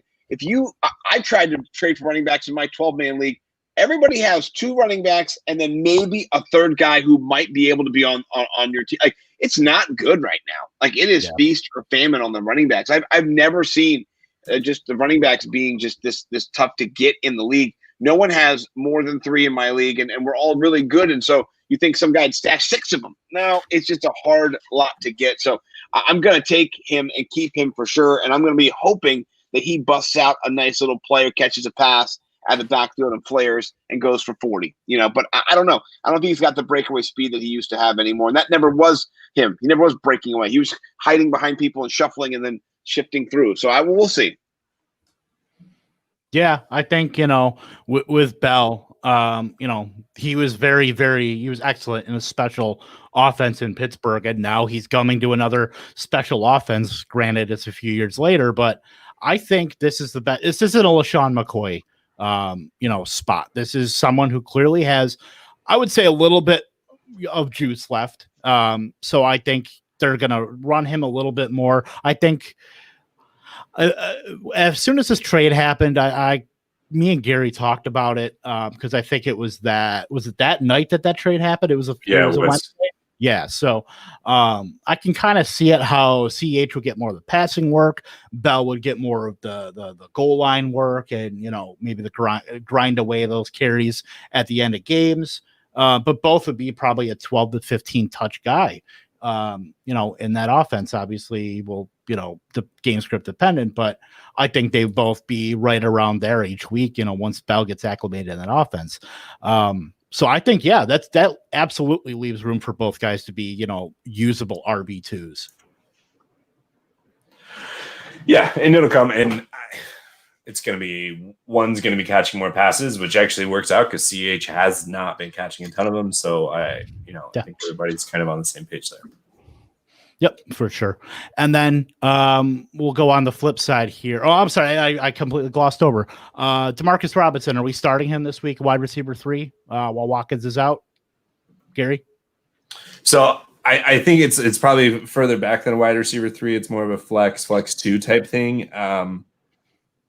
I think that if you look and see, usually that second wide receiver, I know I actually would lump Watkins, Robinson, and Hardman all in as just that wide receiver 2, because no one's defined that. And every single week, one of them goes off. And when Watkins not there, I'm happy to take the 50-50 shot on one or the other. And we've seen Robinson do it time after time. I literally just picked him up as we were having this conversation in Scott Fish, and I'm gonna play him this week because I have Watkins out, and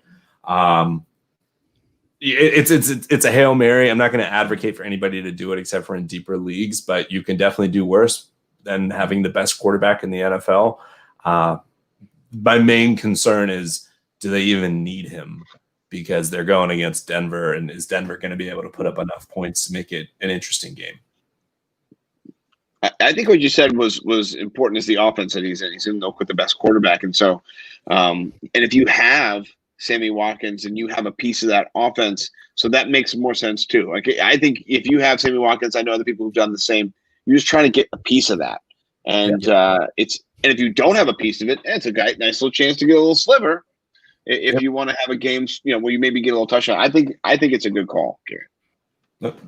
Yep. Yeah, I agree. And now, on the other side with Denver, Melvin Gordon is practicing again. So how do we feel about this backfield, Gary?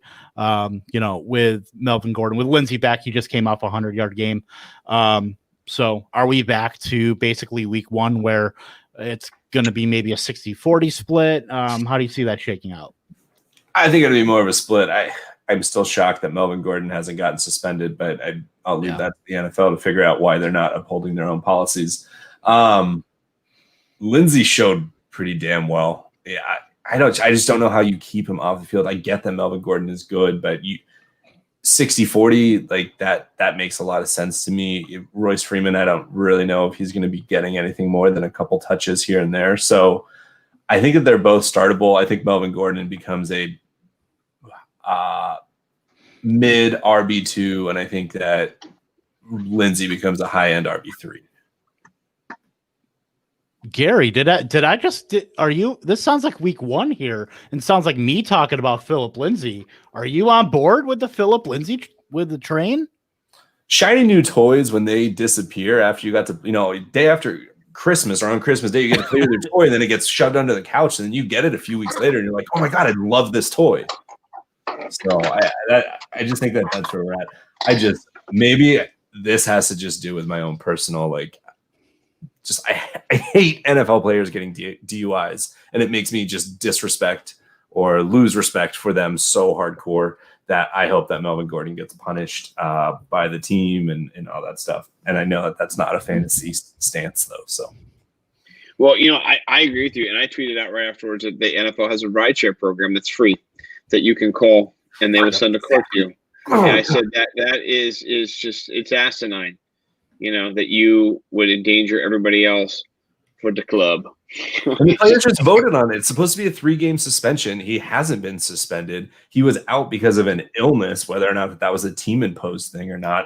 The team said they're not going to do anything about it. They're going to let the league handle it. So the league needs to handle it. Yeah, So, exactly. And the rideshare thing is my biggest reason. Yeah, Ryan and Helen and I got into it, and that's my number one reason is that the CBA has built in free rides for anybody, anywhere, and the players increased the suspension for it. That was voted on. You can call the number at any time and go, yo, send me an Uber. I'm on 32nd and Crenshaw. And they'll go, yes, sir. Yes, sir, sir, sir, sir. Yes, sir, sir, sir, sir. And they'll send it right to you. And it'll be an Uber Black. And they'll be like, would you like to come in? And they'll be like, yes, I would like to come in and go to my home. Yeah, I would. That's how it works, guys. It's 2020. Gosh, yep. I'm with you. Sorry, Gary. I wasn't arguing with Ryan. I love him. But I'm with you 100%. And that's why I tweeted that out, because it's absurd. It is absurd. So let's move on from the running backs.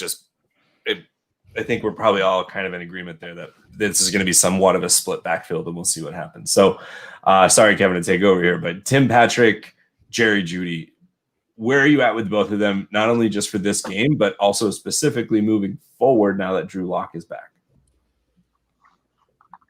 I'll leave that to Scott. Well, I want to see how, and this is the thing, they drafted Jeudy in the first round. They're going to give him targets. They're going to give him the ball. He is electric in space. I think he is the better player long-term than Tim Patrick. But Tim Patrick's been around. He knows the offense a little bit more. And he's been getting targets, and he's been making plays. And so last 3 games, he's kind of, been there consistently. He's been on the field. He's played more snaps than Jeudy. So I don't know. I want to see what Locke does. This is a new offense. And with Cortland Sutton, man, I drafted Cortland Sutton in Dynasty over Julio Jones. I was like, ow, what an upgrade, because I have so much Julio already. I was like, yeah, you differentiate. You got so many different Dynasty teams. And so I don't know what that offense is going to do. I know that Drew Lock, though, is not going to prop up 2 wide receivers. I know that. Yeah. So, it's a little dicey, I think, right now. I want to get a little bit more data. I have Tim Patrick on my bench, not starting him this week. I'm not feeling confident right now. We'll see, though. Maybe he is the man, but if you're desperate and you need that guy because you're in a bye week situation, start him. But if you have the other guys to run with, then don't. And I will say, as a former Drew Lock truther from the months of April to May of 2020, that just then. Yes, he is firmly then in the ground. R.I.P. my fandom of Drew Lock. No quarterback has a higher average depth of target this season than Drew Lock, 13.9. That is something to certainly consider. We've seen Tim Patrick reel off back-to-back 100-yard games. We've seen him score twice in the last 3 games. Against the Chiefs, it's very tall order. I do think there is some garbage time to be had for both guys. Now, I think Jerry Jeudy is probably going to be the, he'll probably get more targets, more catches. I think Tim Patrick can be that deeper guy, and if he gets one, then likely he's going to be able to post wide receiver 3 numbers. So I think he's absolutely in play. I think both are solid flex plays for me this week. I do like Patrick a little bit more because I think Jeudy can be capped a little bit with his yardage, even though he will get catches in PPR. But I do think if Patrick gets deep, I think he's definitely has the higher upside for the week. Yeah. Agreed. Gary's speechless. Absolutely speechless. He's going to be a 10. This is what happens, Scott. So I talked somebody up ad nauseum, and then finally, after weeks of prodding, that becomes Gary's favorite player. It happened with Mike Gesicki. It happened with Robert Woods. I was already high on Gesicki, but it did happen with Robert Woods. It did. And Miles Sanders. I have said this throughout for the last 3 months. Like, I 100% default. Like, I use Kevin's rankings now to make my decisions. And, I default though. You talk to somebody for so long about football that you just start kind of taking on their views and stuff. And yeah. You know what? I think it's a good thing. I gleaned a lot from my podcast partner, the Ralph Macho on Twitter. And he loves Russell Wilson. He's been hyping him up for years. And I'm always like, I don't know. I never had the Russ guy. Got Russ this year. I'm just like, finally, I learned my lesson. Finally learned from my best friend who's been telling me it every year. He's been drafting him 3 out of the last 4. And I'm like, Dad, I'm getting Russell this year. So I got him. It feels good to have Mr. Unlimited, So Okay. Damn right. Yeah, Russell Wilson. Yeah, he's always just in drafts. I mean, he's always overshadowed, but even more so now this year. I don't think he's going to be overshadowed anymore. I think he's going to be he could be quarterback 3 next year. He almost certainly should be if he keeps going, with how he's going. He's going to have 2 top 14 wide receivers at his disposal. He should absolutely be, if he keeps going, quarterback 3 next year. They need a tight end. I would love to see a Jonnu Smith move tight end in their offense. Greg Olsen, I mean, he's an old guy, Hollister, okay, whatever. But man, if they got somebody who had some athleticism, that whole field would be Russell Wilson would be unstoppable. Just be unstoppable. Bring back young Jimmy Graham. Yeah, right. I mean, if Will Dissly could stay on the field, right. So I just tore my ACL thinking about him. Sorry, guys. I do want to add one thing about tight ends as we're talking about him, and that's when it comes to Denver. Noah Fant, if he might not play, but if he does, I think you kind of just have to put him in there. Noah Fant is one of the guys that was one of the biggest misses for myself, and I just didn't believe in Drew Lock. And regardless, Noah Fant has shown up, and I think that he has solidified himself to me as probably that actual tight end 6 going into kind of next year, tight end 6, tight end 7 type thing. And he has moved himself into that 3rd tier. Yeah. I was concerned when they drafted Albert O. I was like, well, why would you do that? You have Fant. It kind of sent mixed signals, and he hasn't really seen the field. And when he has been on the field, it's like he hasn't been on the field. So, yeah. Gary, your word is Albert Okuibunam. It's funny. I was actually looking at it when I was looking at DK this past week. When I saw that Fant was out, I was like, do I want to put him in? And then I was like, oh, he has 0 targets. We will go by the honor system for the spelling bee. There will be no Googling. Yes, we'll go by the honor system. This will be fun. Let's move on to the next game here. Jacksonville at the Chargers. So, we did see Laviska Shenault pretty much have just a dud game. We expected him to keep that progression up, but we did see the emergence of Keelan Cole, who had just an absolutely fantastic game, well over 100 yards. What do we do with the Jacksonville offense here as far as, we've got Chark as the alpha, but he hasn't been healthy really all season. He's starting to get there now. I'll go to Gary with this. Are you even trusting Shenault? Are you trusting Cole outside of Chark as far as the pass catchers?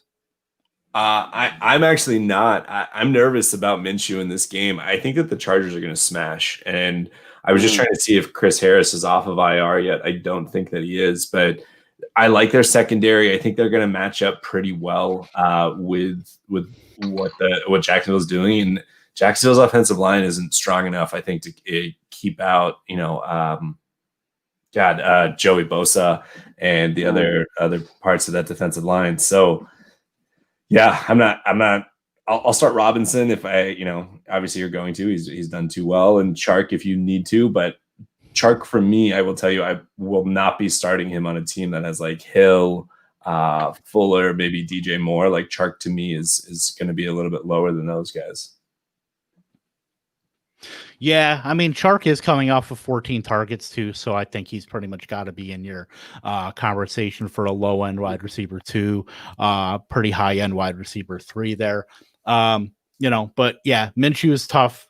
Minshew's tough just in general here in the last few weeks here. We haven't really seen just real efficiency out of him. So, going on the road, it's a very tough proposition to be able to squeeze out top 12 numbers for a quarterback. And then moving over to the Chargers side, we know Keelan Allen will probably play. He likely is not 100%, but Mike Williams, Hunter Henry should be there. But I want to ask you, Scott, about the run game. Who do you prefer out of Kelly and Justin Jackson? Do you think really one has the edge over the other? Kind of sort that out.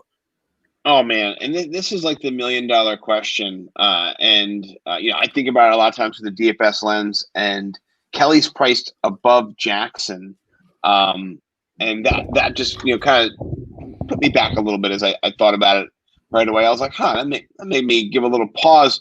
I know that Kelly has had more familiarity in the offense this year. He's been getting, red zone touches. He's been getting touches, before when you thought that maybe Austin Eckler should be getting those touches. I don't know enough yet to advocate. I think this is a situation where you can kind of go and put both in. You saw last week, Adrian Peterson, he got some work. You saw, what we talked about with Swift, he got some work as well. And so this might be a time where you have an RB 3 mixed with like a low end flex. I don't know how it's going to shake out. I just don't know.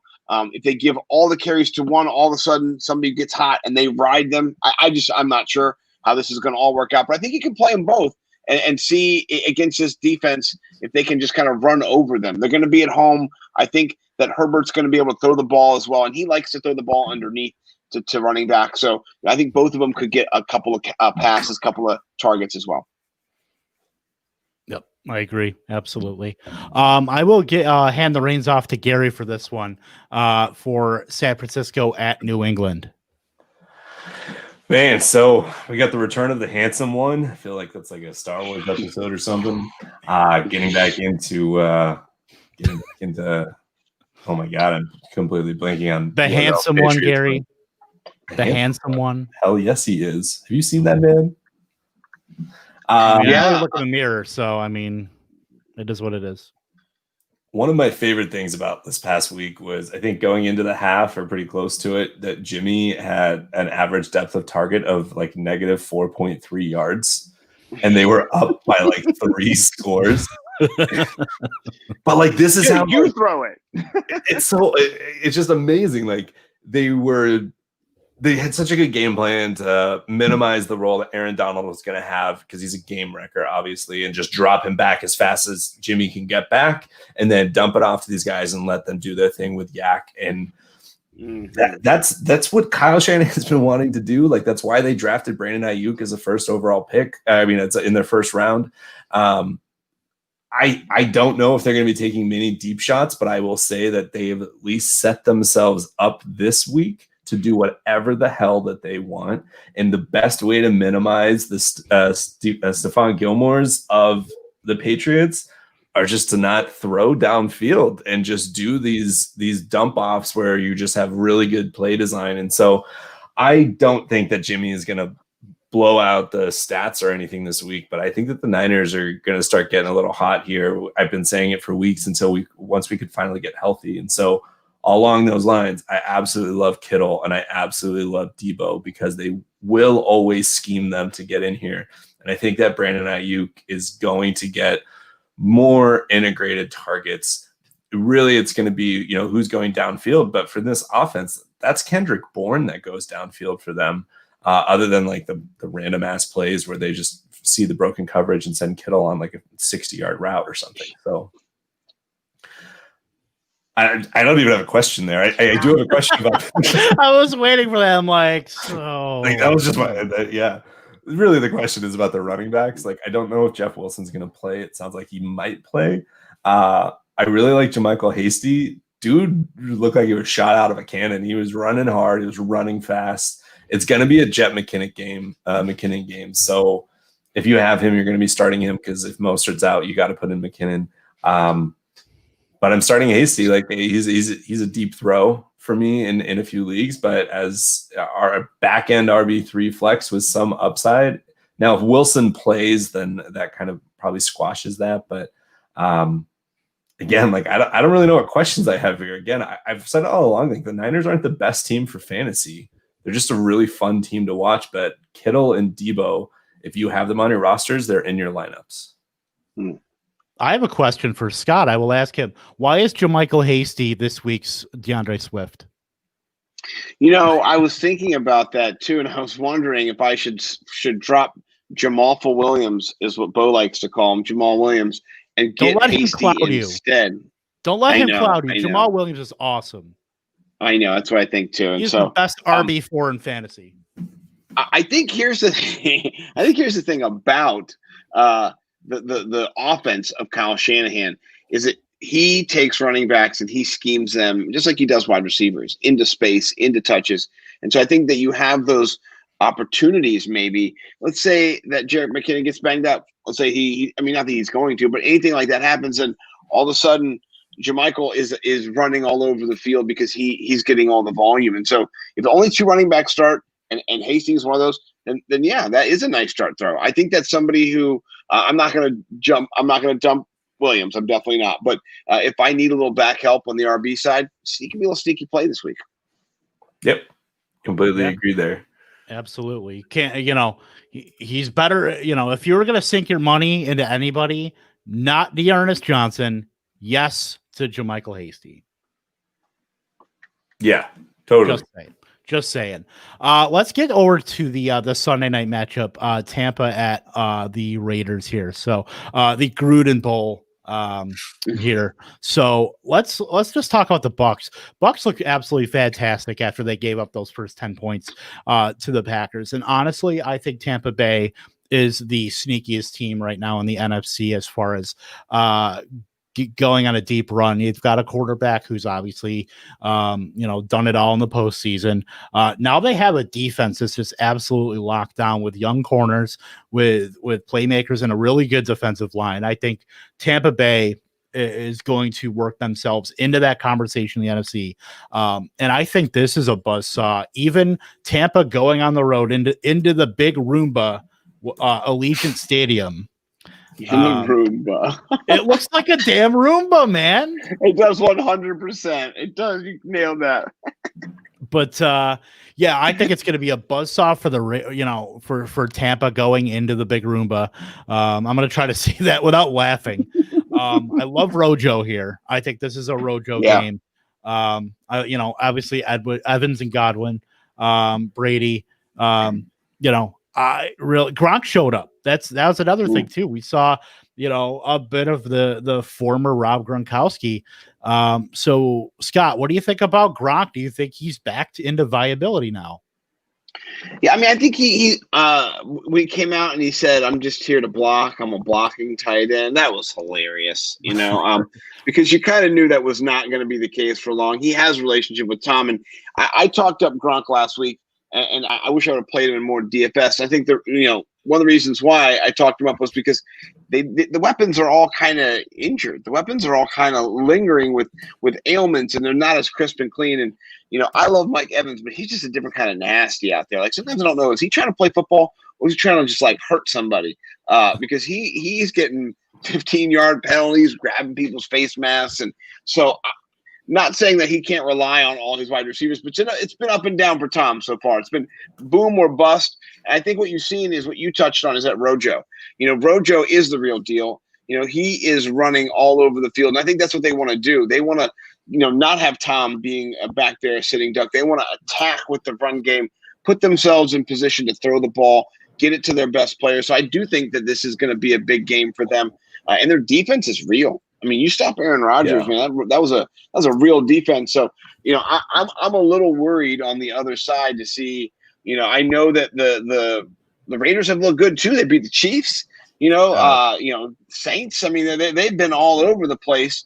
But yeah, I don't know if their offense shows. I know. I don't want to step on all the players, but Ruggs, man, if Ruggs gets 6 downfield targets, he's got a lot of air yards in the games he's been in. If he can convert those. We're talking game breaker. This game could pop, or not. It could not for the Vegas, Roombas, as we'll call them, moving forward. I think it's gonna pop. I completely agree. I mean, I talk about coming off of a bye, and Gruden's a damn good coach. And as much to everyone's chagrin, like, oh my God, he seems to know what he's doing. So this is going to be a really good game.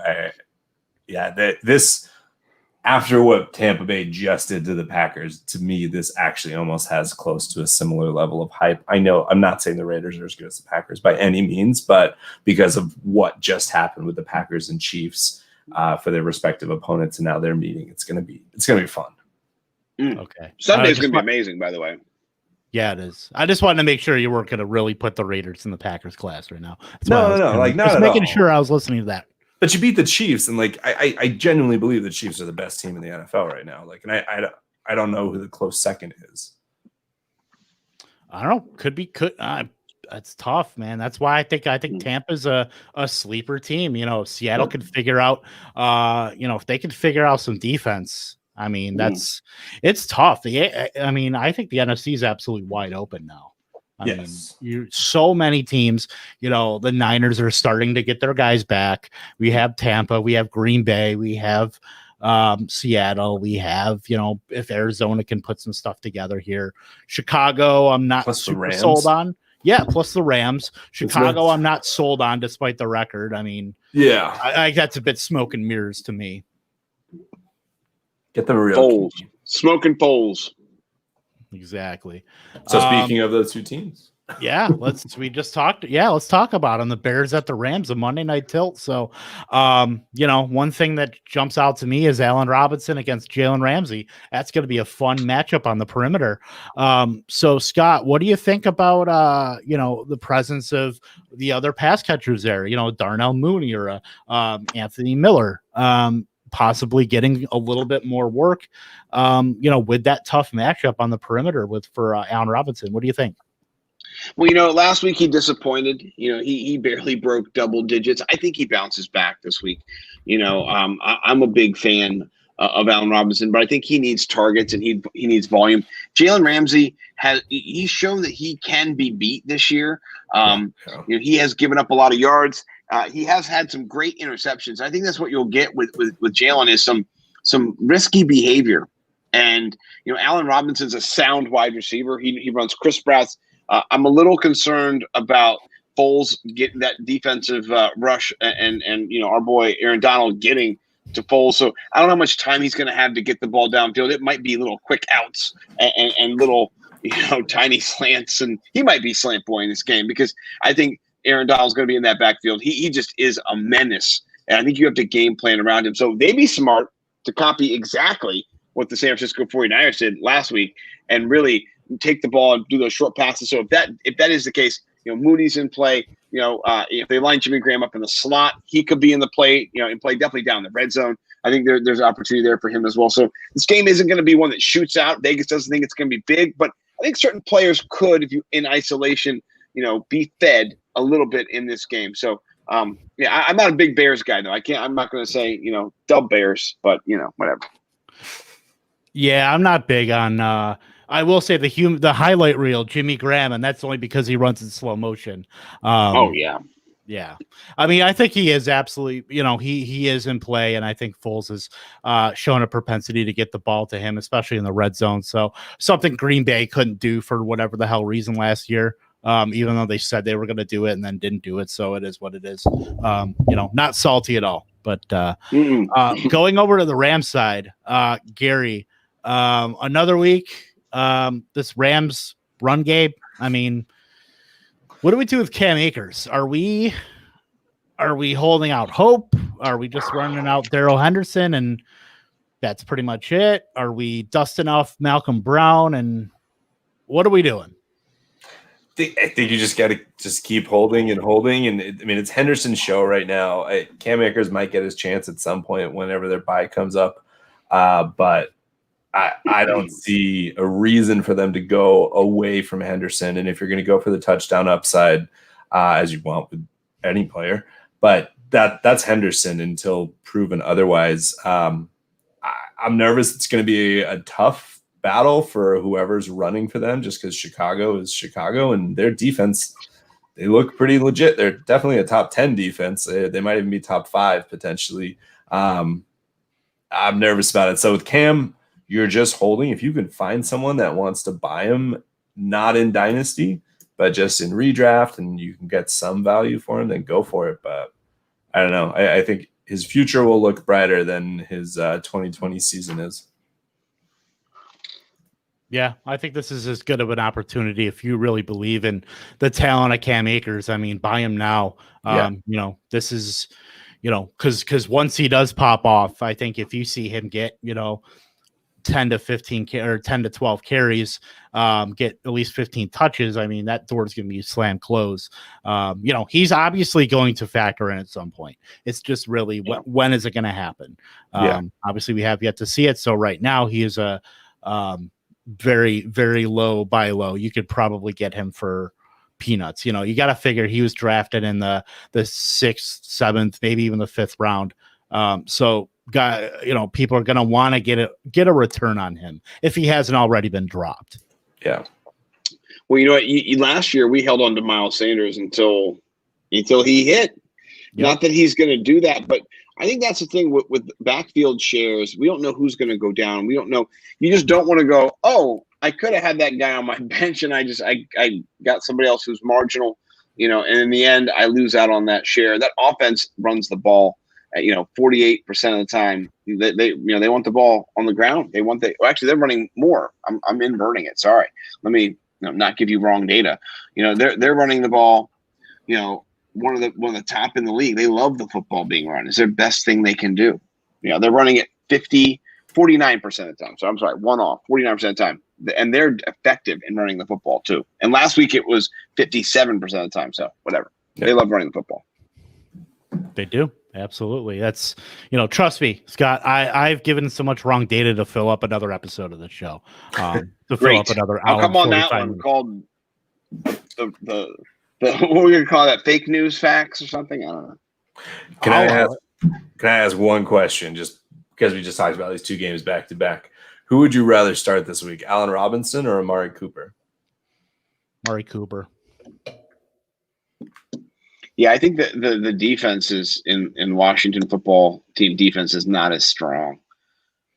I don't like they have one good cover corner. Maybe he's going to be on floor the whole time. I don't know. We'll see. We saw Dalton get the ball to Cooper. He can clearly get the ball to him. I'm just not super sold, even though Allen Robinson is a volume receiver. I think it's a much safer matchup, with Cooper. I mean, you're obviously starting both, but I would take Cooper over him. Yeah. So that about wraps up week 7. I think we covered everything here. So again, Scott, thank you so much for coming on, my man. It was blast as always. Thank you guys for having me. You guys are anytime awesome. You want to come back, you are in. We'll pencil you in for the spelling bee at the end of the season. Definitely. Spelling bee. SPBEL.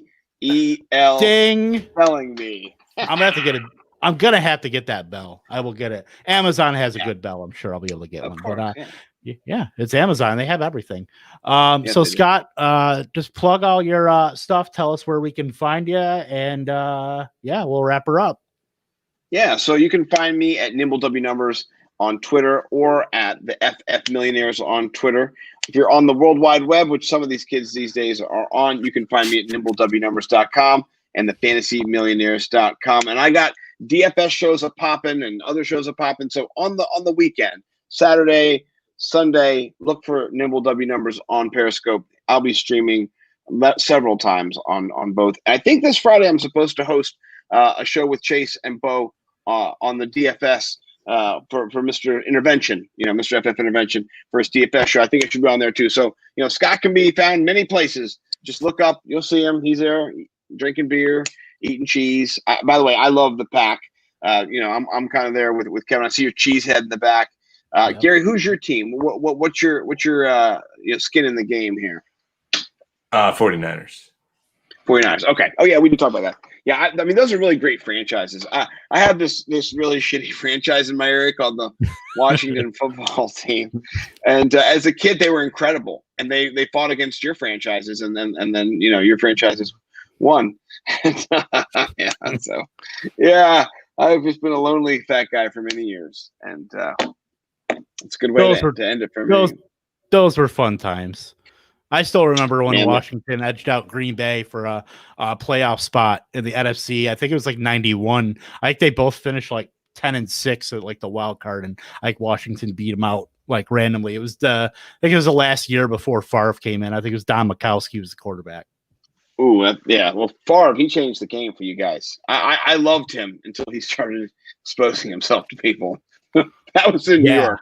That was long unlovable Favre years. Yeah, my childhood hero, Brett Favre. Brett Favre's crock shot. It was one of my fantasy football team names. Listen. I understand guys are creeps. I'm not one, but I understand some guys are. If you're a star quarterback, I get it. You probably are held up at a different standard, but I mean, you got to have some self awareness, man. I mean, goodness gracious. Yeah, don't be dangling Yeah. your twig and berries out for random No. reporters. Don't go out and do This that. is a That's private show. That's a private show, man. What are you doing? actionable tips here on Fighting Chance Live. Don't Right. let Keep it in your pants. Yeah, exactly. So yeah, we just like a lot of other people, we're gonna wrap it up. That's what she Good. said. Absolutely. exactly That's more what she said. actionable advice. That's more actionable Wrap it up. advice here. So I'm rambling. Gary, you got anything else before I run this train off the tracks here? No, man, I'm good. I just appreciate you coming on. It was a great show, and hopefully have you on in the future. Yeah, thank you so much. And sorry that I talk so much. I get so excited, trapped here with my ladies all day. I live with my wife and my 2 daughters, and I'm devoid of male contact. So I get a couple of guys on talking football. I mean, it could be 3 a.m. I'd be like, "This is great. We're doing a podcast." They're like, Scott, man, you can get off of my stream, bro. I need to go to bed. I love it. Yeah, man. Again, thank you so much. And Gary, pleasure as always, my friend. We will be back on Sunday morning with Fighting Chance Kickoff, going through inactives, going through your start and sit questions. So certainly send those to us. We will answer them as we get them, and then answer them on the live show at 10 Central in the morning before the games kick off. So join us there again at KTopkinsII, at Gary Hada 1, fightingchancefantasy.com. We will be back on Sunday, and we'll be back also next Wednesday for another episode of Fighting Chance Live. Again, thank you, Scott. Gary, have a great night, everybody. Thank you.